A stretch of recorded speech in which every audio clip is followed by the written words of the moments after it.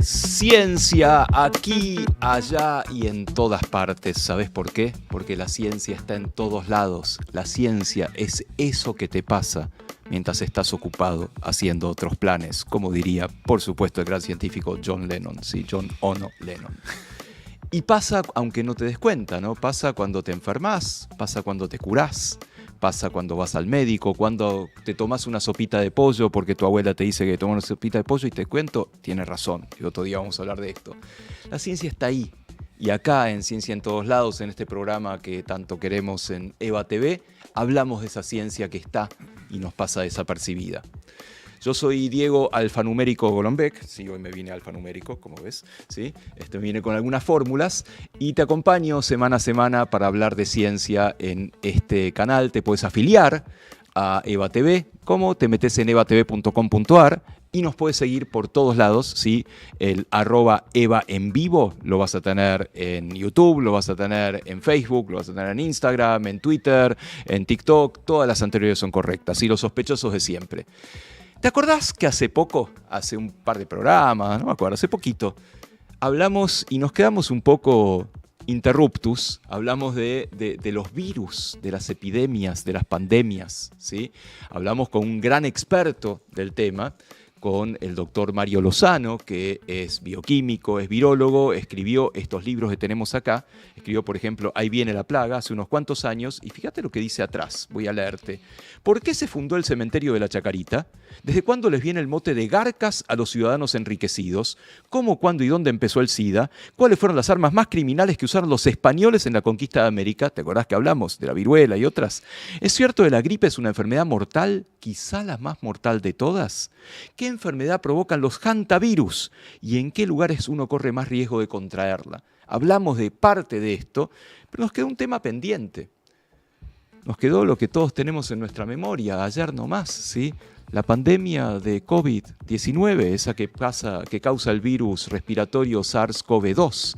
Y de eso Mario lo habla un poco en su último libro recién salidito del molde, que es Vivir apestados, librazo, que retoma los temas anteriores, pero nos habla también de lo que estuvo pasando entre nosotros y lo que aprendimos. Entonces, ¿qué hicimos? Lo invitamos a Mario a que viniera nuevamente aquí a Ciencia en Todos Lados, seguir hablando de virus, seguir hablando de pandemias, pero sobre todo de COVID. Nuevamente, Mario, muy bienvenido a Ciencia en Todos Lados. Gracias, Diego. Por favor. Nos quedamos ahí con la COVID, ¿sí? Que debiera ser un poco, porque es la enfermedad, pero sí. Hablamos mucho de virus, nos enseñaste que era un brote, que era una epidemia, que era una pandemia, nos hablaste un poquitito de la conquista de América. Pero ¿qué nos pasó? ¿Qué nos pasó? Ni siquiera a los argentinos, ¿no? ¿Qué nos pasó a los humanos, a las humanas? No la vimos venir. De pronto, se viene ahí está pasando algo en China. ¿Qué onda? ¿Qué es exactamente este virus?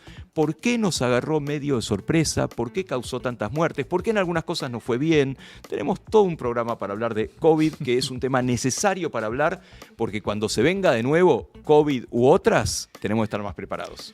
Así es. Bueno, en realidad no nos agarró a todos tan desprevenidos. El virus del COVID, al que llamamos SARS-CoV-2, porque produce el síndrome agudo respiratorio y grave, SARS son esas siglas en inglés, CO de coronavirus, CoV de coronavirus, y 2 porque es el segundo miembro de la familia que apareció.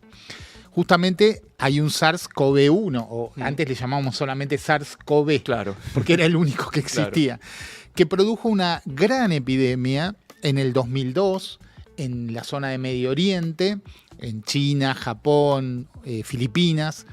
Y ese virus trajo mucha preocupación porque era muy transmisible, es igual que este era transmisible por vías aéreas, que es la forma más eficiente de transmisión que tienen los virus.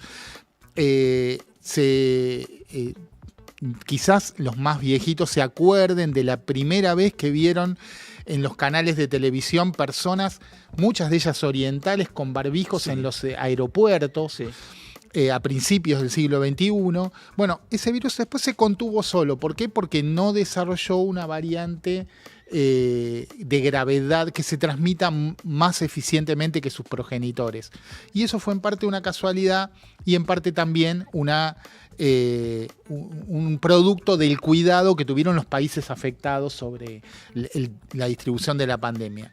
Cuando apareció este nuevo coronavirus, apareció en China, en Wuhan, alrededor de un mercado de mercaderías naturales, digamos, de venta de comida y de otras cosas. En ese mercado, probablemente una sola persona infectada que había recibido el virus directa o indirectamente desde un murciélago, empezó a transmitirlo.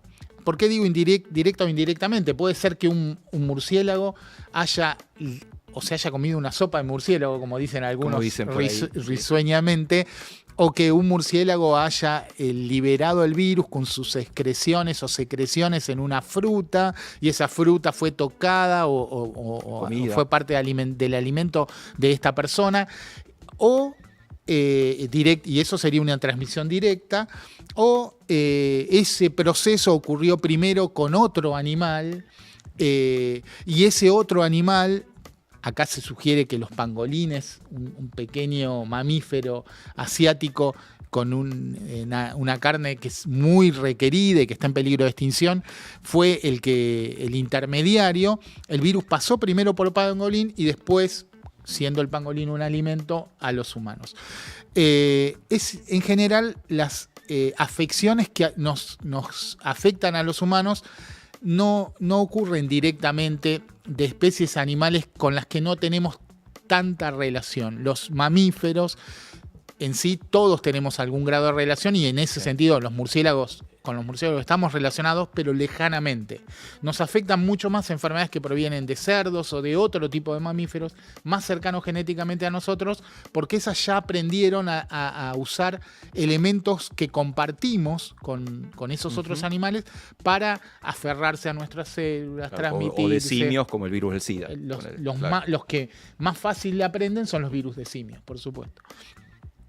Y esa transmisión inicial después produjo un brote inicial en China que empezó rápidamente a tener focos en Europa y en América, producto de los viajeros, necesariamente que se trasladan de un lugar a otro. Y más rápidamente. Y ahora claro, en mucha más cantidad y a mucha más velocidad, sobre todo después de la apertura de fronteras económicas y sociales de China, que produce muchas interacciones con Occidente, ¿no?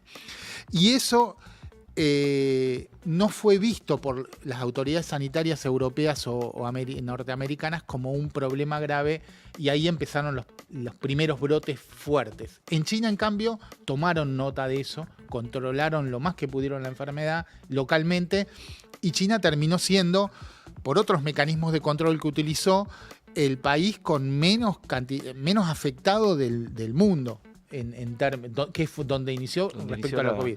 No tuvo que hacer cuarentenas largas, no tuvo que cerrar su economía, no tuvo que cerrar sus escuelas. Pero ¿qué hacía China? Todas las personas que ingresaban a China tenían que pasar 2 semanas en un hotel, encerrados, aislados, sin contactarse con nadie. Recibían comida que tenían que comprar, el hotel lo tenían que pagar, pero recibían comida como en una cárcel, ¿no? Sin contacto con otros. Comida china es maravillosa. Sí, muy rica. Pero claro, no tuvieron otros brotes. Y eso probablemente en Occidente no se hubiera podido hacer porque nuestra cultura es diferente. Claro. No es que estamos planteando eso. De hecho, se intentó hacer aquí algo parecido en Formosa. Formosa tuvo un éxito tremendo durante el primer año de la pandemia, en 2020, y en 2021 algunas cuestiones políticas llevaron a hacer movilizaciones, marchas, disputas legales en contra de la política sanitaria formoseña, hicieron que el segundo año no fuera tan bueno. No solo no fuera tan bueno, fuera tan malo como el resto del país. Igual de Argentina te propongo hablar en la segunda parte. Ahora me interesa más entender esto. Y a ver, te voy a hacer una periodística. ¿Estamos en condiciones de desmentir completamente que es un virus de laboratorio, ese se escapó ahí en Wuhan y qué sé yo? La posta es que vino de murciélagos o directo o indirectamente. Es cierto, señora, señor, no salió de un laboratorio. ¿Podemos decir eso? No podemos decirlo. Pero en biología hay un criterio que se llama la navaja de Occam, que dice que la explicación más sencilla es en general la verdadera. Bien. Y la explicación más sencilla es la explicación natural. ¿Por qué es la más sencilla? Porque en todos los virus que conocemos ocurre de esa manera.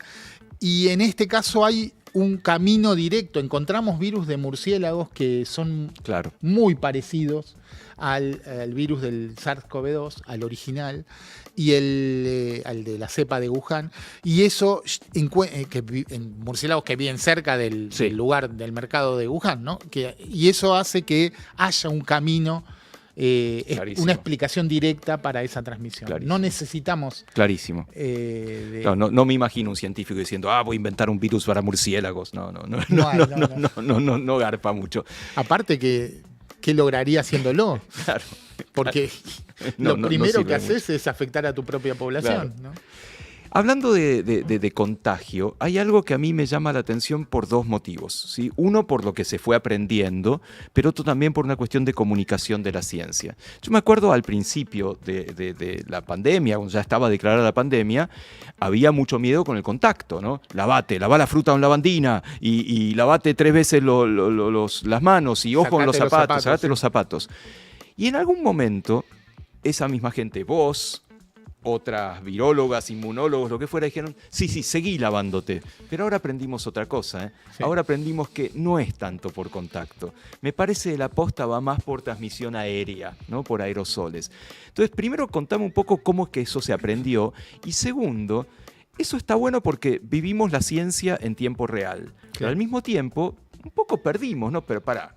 Hace 2 semanas me dijiste me lave las manos, ahora me decís que no estornude. ¿Qué onda? Bueno, es que al principio no sabíamos nada del coronavirus. Y entonces, ¿qué hicimos? Tomamos todas las medidas que teníamos disponibles. No teníamos elementos farmacéuticos, no teníamos ni remedios ni vacunas para atacar a este virus al inicial. Las únicas herramientas que teníamos eran las que habíamos aprendido históricamente, las cuarentenas, que vienen del siglo XV, utilizándose de la época de la peste negra en Europa, usar barbijos, que también proviene, no exactamente de lo de los barbijos, pero si ustedes miran algunas imágenes de la peste negra, van a ver esos individuos que con unas narices gigantescas, que cumplían la función de un barbijo, digamos. Claro. Evitaban que se respire la gente cerca. Y cuidaban la respiración de las personas. Y el lavado de nuestros enseres cotidianos, el cuidado también de la respiración, la distancia social y el cuidado de la respiración. Usamos todo. Después, con las investigaciones que ocurrieron en plena pandemia, porque también hay que decirlo, no sabíamos nada, entonces los científicos se pusieron a ver qué pasaba con este virus, cómo se transmitía, no se sabía nada. Rápidamente se pudo identificar su secuencia genómica y se descubrió, unos 6 meses después del inicio de la pandemia, que efectivamente hubo mucha discusión con eso, efectivamente este virus se transmitía por vías respiratorias con microgotas, porque se puede transmitir por vías respiratorias, pero en gotas más grandes. Sí. Si se transmite con gotas más grandes, esas gotas salen de nuestra boca. Siempre, cuando respiramos, hablamos, obviamente cuando estornudamos o tosemos, y las liberamos y caen rápido cerca de nosotros. ¿Qué hacen? Ensuciar los materiales que tenemos cerca. Claro. Cuando tocamos esos materiales, tocamos un picaporte también después. Bueno, ensuciamos eso y la persona que vuelve y lo toca también se puede contagiar. Claro. Ahora, o cuando estornudamos y la respiración, ese estornudo le cae a otra persona. Eso es directo.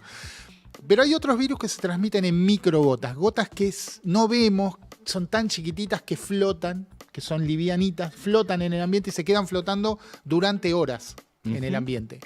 Entonces, cuando nosotros estamos infectados y respiramos, liberamos esas gotas. Cuanto más tiempo estemos respirando, esas gotas se acumulan.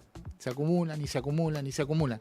Como tienen virus, lo que se acumulan son los virus que están en el ambiente. Claro. Entonces, cada vez, cuanto más tiempo compartimos con otra persona en la misma habitación, más tiempo estamos respirando el aire que esa persona exhaló. Y ahí podemos contagiarnos. Y eso fue la principal vía de contagio del coronavirus. Eso después se descubrió que esa fue. Entonces, una de las cosas que aprendimos de la pandemia es que el cuidado del aire, de los ambientes que compartimos con otras personas, sobre todo cuando hay una epidemia que se transmite de esta manera, es importantísimo. Es muy importante y tenemos que empezar a cuidarnos de eso, como cuando apareció cuando descubrimos la pandemia del SIDA en los 80 del siglo pasado. Después aprendimos a cuidarnos en nuestras relaciones sexuales usando, como dijimos la otra vez, profilácticos, sí, ¿no? Y efectivamente fue un método muy práctico para evitar la transmisión por vías sexuales del virus del SIDA. Bueno, acá tenemos que aprender a tener ambientes controlados. Hay tecnologías que miden la tasa de cuán puro es un ambiente, que son tecnologías que lo miden indirectamente. En lugar de medir los virus que andan dando vueltas, las y en gotas, cuánto se renueva el aire. Claro, ven la cantidad de dióxido de carbono que hay en ese aire. ¿Por qué? Porque el dióxido de carbono también lo exhalamos cuando respiramos, y cuanto más dióxido de carbono haya, quiere decir que menos está Clarísimo. recuperando. Y de eso vamos a hablar en un ratito, porque eso fue súper importante en Argentina. No sé si te acordás que en un momento aparecieron estos lectores de dióxido de carbono. Pero te voy a dejar con un acertijo, mientras pensamos en qué pasó en Argentina con la pandemia de COVID, ¿sí? Ahora acá en pantalla va a aparecer una figura que es un clásico, ¿sí? Se llama el problema de los 9 puntos. Y son, cual su nombre indica, 9 puntos. Y tu desafío es agarrar un lápiz y un papel, dibujar esos 9 puntos, ¿sí? Una especie de cuadrado, a ver si podés unir esos 9 puntos con 4 líneas rectas sin levantar el lápiz del papel. 9 puntos, 4 líneas rectas sin levantar el lápiz del papel. Te doy unos 30 segundos, un minuto, a ver si me lo resolvés. A ver, vos en casa, gorda, gordo, a ver qué onda, ¿eh?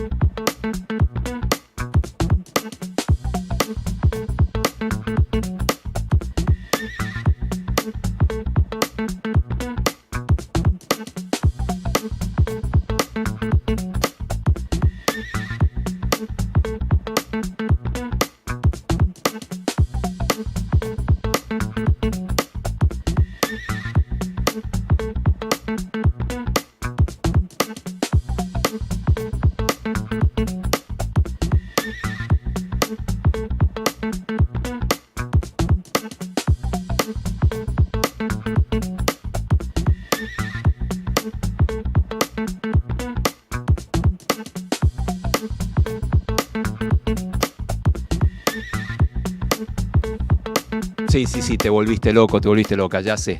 Es difícil este problema, ¿eh? ¿Sabes por qué es difícil? Por cómo lo escuchás. ¿Yo qué te dije? Que tenés que unir esos 9 puntos con 4 o eventualmente 3 líneas rectas sin levantar el lápiz del papel. ¿Qué escuchaste vos? Escuchaste 2 cosas que yo no dije. Primero, escuchaste que las líneas tenían que estar dentro de ese cuadrado que está circunscripto por los 9 puntos. Yo no dije eso. Y otra cosa que escuchaste es que las líneas tenían que pasar por el centro del punto. Tampoco dije eso. Te voy a mostrar 2 soluciones al problema de los 9 puntos y vos vas a decir, qué nabo, vas a ver. Fíjate acá lo que se muestra en pantalla. Primera solución, ¿sí? 4 líneas que se van por afuera del cuadrado. Tac, tac, tac, tac. Se fueron por afuera. Y ahora, 3 líneas que se van por afuera y tocan el costadito de los puntos. Ñácate, ñácate, ñácate. Y con 3 líneas uniste los 9 puntos. Este es el tipo de problemas que se estudian mucho en neurociencia cognitiva, ¿sí? En entender un poquitito cómo piensa nuestro cerebro, un acertijo o un problema. Y vamos a tener más, no te preocupes. Llévatelo, ¿sí? Llévalo hoy a la escuela, si estás ahí en el colegio o en la universidad, llévalo al trabajo y ahí un rato se van a divertir. Pero acá volvemos a los virus, a las epidemias, a las pandemias, a la pandemia más reciente, la pandemia de COVID, ¿sí? Causada por este maldito SARS-CoV-2, sí, que por ahora venimos mejor, pero vamos a hablar en un ratito. ¿Y qué pasó en Argentina? Mario, hay una polémica acá, ¿sí?, que no es de acá. Nosotros somos tan localistas que en todo el mundo se da esta polémica. Hicimos bien, no hicimos bien, duró demasiado el aislamiento, estuvo bien cerrar las escuelas. Con el diario de, ni siquiera el lunes, el diario de 2024, ¿vos cómo lo ves como virólogo e incluso como político? Vos hacés gestión y estabas en la gestión en ese momento, por otro lado. ¿Cómo lo ves? ¿Cómo nos portamos? Mira, por supuesto que cometimos errores y por supuesto que tuvimos aciertos. Sí. Todos los países lo tuvieron, pero yo creo que los errores que cometimos no son de los peores. Ahora, si querés explico, pero hay una serie de datos que podemos tener ahora y que no teníamos durante la pandemia, que muestran cómo fue la performance de Argentina y de otros países respecto al resultado de la pandemia, que son los datos de exceso de mortalidad. Okay. Los datos de exceso de mortalidad aparecen después porque son datos que se van procesando, bueno, aparecen no 1 o 2 años después de ocurrido, pero nosotros tenemos una serie histórica de cuántos muertos tiene cada país, cada parte de cada país además, pero cada país en cada mes, porque obviamente en invierno hay más muertos que en verano, claro, en general porque hay más enfermedades respiratorias y los ancianos suelen sucumbir más en ese momento. Pero uno tiene una serie histórica y un promedio mes a mes de cuántos fallecidos teníamos antes del 2020.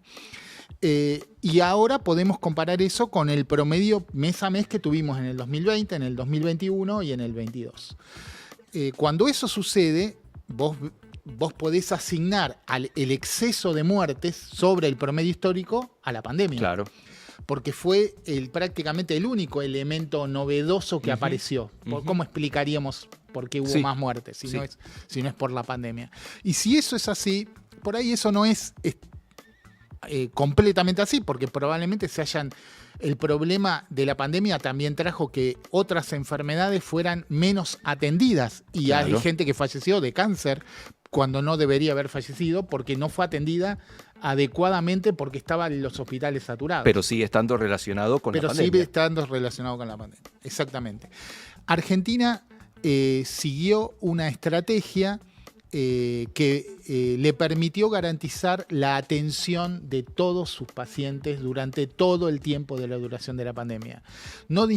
Esa estrategia no buscó disminuir el número de contagiados, como sí lo hizo China, como sí lo hizo Nueva Zelanda, como sí lo hizo Corea o en parte Australia. ¿Por qué nombro esto? Porque no eran todos países comunistas los que siguieron estrategias de bloqueo masivo de la transmisión viral. Corea obviamente no lo es, China sí, pero Australia y Nueva Zelanda tampoco. Ni siquiera son de parámetros culturales orientales, Australia y Nueva Zelanda, y sin embargo, por sus características, son islas, tienen una forma distinta de conectarse con el mundo, pudieron restringir y condicionar el ingreso de los virus a su territorio y de esa manera tuvieron un éxito tremendo. Pero nosotros seguimos otra estrategia que se llamó aplanar la curva de infectados. Impedir que la curva de infectados supere determinado límite, porque superando determinado límite íbamos a saturar nuestro sistema de salud. Cosa que ocurrió en Italia, en España, en Francia, en Inglaterra, en Suecia, en Estados Unidos, en Brasil. El sistema de salud, en casi todos los países de Sudamérica, el sistema de salud se saturó en algún momento. Y hubo hasta muertos que no podían ser recolectados por el sistema, que morían en la calle y quedaban en la calle. Bueno, eso sucedió y tumbas que vimos en Estados Unidos. Sí, lo vimos. Que se aumentaban las tumbas, digamos, era espantoso ver cómo diariamente aparecían nuevas tumbas. Bueno, muchos países no consideraban a todos esos muertos que aparecían por la pandemia como muertos por la pandemia. ¿Por qué? Porque se morían de un paro cardíaco o porque se morían de cáncer, como dijimos recién, pero evidentemente se morían por la pandemia. Nosotros contamos todos. Y entonces las cuentas iniciales no eran comparables y ahora sí podemos comparar. Argentina está entre los 15 países que mejor resultado tuvieron en la pandemia respecto a muertos por cantidad de habitantes. O sea, tuvimos muchos muertos, Sí, obviamente, pero menos que otros países, mucho menos que otros países, muchos países centrales incluso. Y en ese sentido, obviamente que tuvimos una práctica que nos afectó muchísimo. Yo no digo que esas prácticas no nos hayan afectado. Las cuarentenas son tremendas. son tremendas. Psicológicamente, económicamente. Socialmente, ¿sí? económicamente. Sí. Claro, no es que pasamos indemnes por ese lugar, pero tuvimos mejores resultados en eso y además una cosa que pasó en la pandemia es que los países y las regiones de los países donde menos control hubo a la transmisión viral, no solo tuvieron más fallecidos, sino que en esas regiones aparecieron las variantes de virus más problemáticas que después afectaron a todo el mundo. Salieron de ahí a todo el mundo. ¿Por qué? Porque cada vez que le dábamos oportunidad al virus a saltar de una persona infectada a una sana, en la nueva persona el virus encuentra un escenario que desconoce y por lo tanto varía. Le damos posibilidad de explorar escenarios genéticos diferentes. Claro. Y por casualidad, algunos de los virus que surgían en la nueva persona podían ser más virulentos, más contagiosos, tener mejores herramientas para infectarnos. Y eso, cuanto más lo reproducís, más chances tenés que aparezca una variante letal. Y esa variante después desplaza a las anteriores porque es más contagiosa, es más exitosa en su propio campo. Eso sucedió con la variante Delta, eso sucedió con la variante de Manaos en Brasil, con las variantes sudafricanas, con todas esas variantes, con la Omicron, por supuesto, que todas surgieron en la variante de Manaos, surgió en Manaos, donde había, no solo Brasil tenía un presidente que era negacionista de la pandemia, sino que en Manaos el gobernador era particularmente negacionista, diferente en Río de Janeiro, diferente en San Pablo, que donde no surgieron estas variantes, donde hubo algo de control de la transmisión de virus, no surgieron esas variantes. Y eso también es producto de la pandemia. Esas variantes después salieron de Brasil. La variante de Manaos la menciono mucho porque es la que mayor mortalidad generó en América y en Argentina en particular, y surgen por eso, por los descuidos que tuvieron algunos gobernantes en términos pandémicos. Sí, y en esos lugares que mencionás justamente, no olvidemos que también hubo polémica con el tema de las escuelas. No se cerraron las escuelas, ¿sí? Y aquí se tomó una decisión, tal vez polémica, y acá debo confesar, yo tuve bastante que ver con eso. Yo trabajaba en el Ministerio de Educación en ese momento, y la verdad que no tomamos decisiones de manera infundada. Las hicimos basadas en evidencia, basadas en lo que estaba haciendo otra gente, hablando con médicos, con infectólogas, con epidemiólogas, con políticos de educación, que a ver cómo agarramos esto. Y se hizo bastante bien dentro de todo, por más que todavía hay gente que dice que no. Lo que dice Mario es que en estos lugares las escuelas estuvieron abiertas.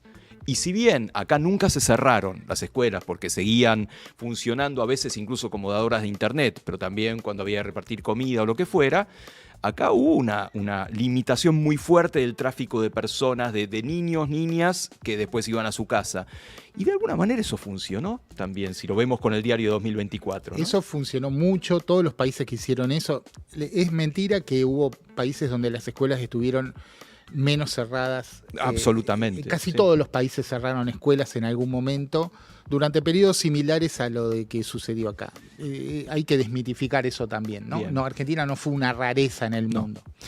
Pero esa política de cierre de escuelas, hay demostraciones cuantitativas de cómo disminuyó la transmisión del coronavirus. Muchísimo. ¿Por qué? Esencialmente porque cada uno de nosotros tenemos una vida social que va desde nuestro trabajo a nuestra casa, pero que pasa por los medios de transporte que claro, concurrimos, que por los bares o los lugares donde vamos a comer, los restaurantes, lo que fuera. Qué bueno que no dijiste gimnasio, me iba a sentir tan mal. En general los gimnasios son mucho más abiertos, ¿no? Sí. Y eso hace que sean menos...